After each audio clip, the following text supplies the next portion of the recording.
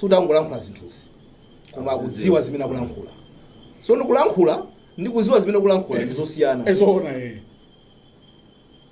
nduna ya mfumu akayituma kuti kayankhula imati amfumu akuti mfumu yo ikamayankhula imati mudzi mwanga muno ndikufuna zakuti because two are not the same.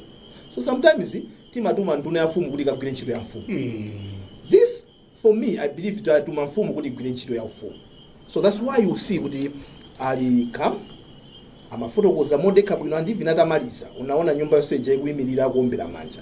However kodi anati chani chifukwa kulankhula bwinonso ni nkhani ina koma amati chani tingazipange bwanji mwayambira ndi ujena anazadandaula kuti momwe tikufika theka la chaka la chuma okay zikuoneka kuti tapitilira ndi 281 billion mmene tinayilekezera kuti pomafika half mid year ya budget tikhala titagwisa ntchito ndalama izi tadusa zimenezozo ndi 281 billion. That's a lot of money. Imene ili 8.8% ya budget yo tadusa ndi 8.8% more.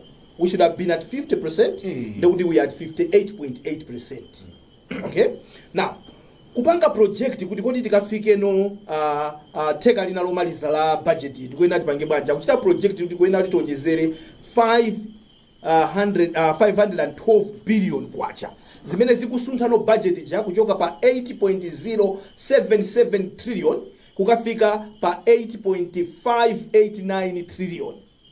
Now kuti noti mvesese kuti chifukwa chani tadya zambiri pamene amasanenapo kuti malo ngati kunyumba za chifumu adadya ndi 200%. Now kumene kwada apasa kuti chaka chonse cha thunthu agwisa ntchito 67 billion kwacha ayimi antha yonse mu half chaka 6 months. 6 months Ena so akuti 5 ayimaliza akuti 5 months. Now mukukumbukira inu kuti tikupanga budget adazakambapo nkhani imeneyi kuna kuti tikupita ku nthawi ya chisankho kodi mavoti enawa mavoti line paja imakhala vote by vote malaini enawa tiyapanga bwanji inani event kuti mwina zisankho sizinayende bwino kodi sikhala ngati kuti enake tikungwapasa phwando anthu anali manthawo so ambiri mwina akunena kuti mwaona zati nkaupa zija.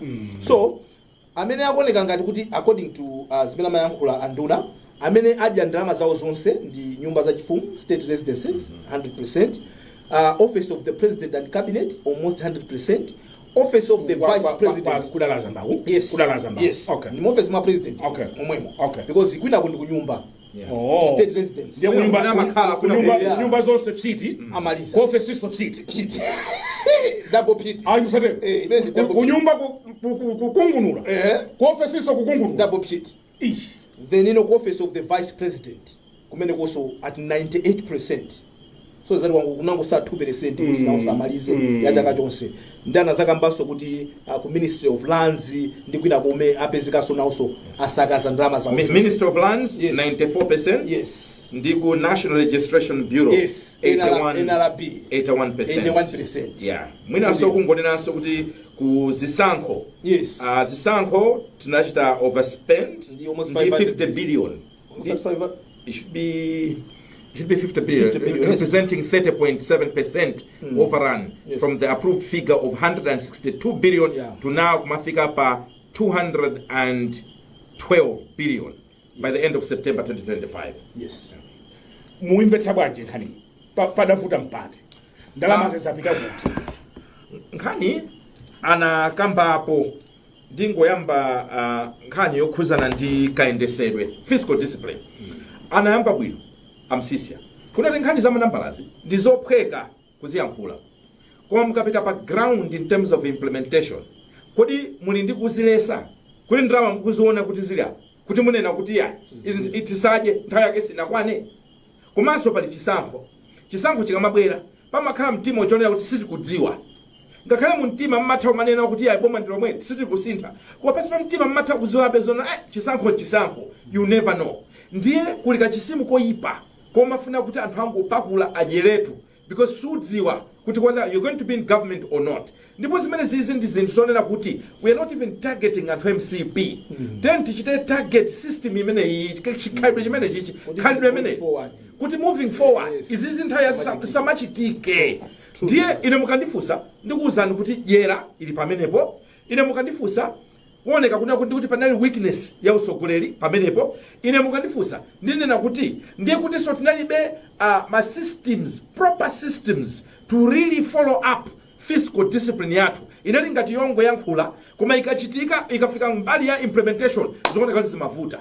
Kwinapo tizinena zoona, inu ndalama zimene zikutchulidwazi zimaoneka ngati kuti ku account kuja kumaka ku state residence kumakhala ngati ukamba ngati zinthu za asilikali zija zomanena ngati nkobisalira kumachitika zinthu. Ndamva mwanamveka mpaka akambapo nkhani ya audit mmadziwo zonena kuti timangoti za kunyumba ya chifumu anthu akhala kumabisalira kumene kuja kumachita zinthu mu dzina la ndalama za kunyumba ya chifumu. I think as a country we cannot afford such luxury. If anthu osauka. Okay, chimene chimapangira budget nziko muno mweti minatengobwerera pang'ono sikuti timakhala kuti ndalama zija tili nazo ndeti kupanga budget. Timapanga budget kunati kufuna we start with expenditures. Tisakaza ndalama zingati?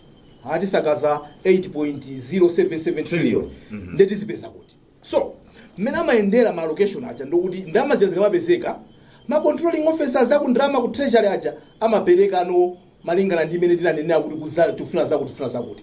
Chodabwisa ndicho kuti ena aja even chaka chimatha kutha akuchonderera tipaseni ku yathuyo tipaseni ka osapasaso. Awawa enawa zimatheka bwanji kuti yawo adyeratu yonse.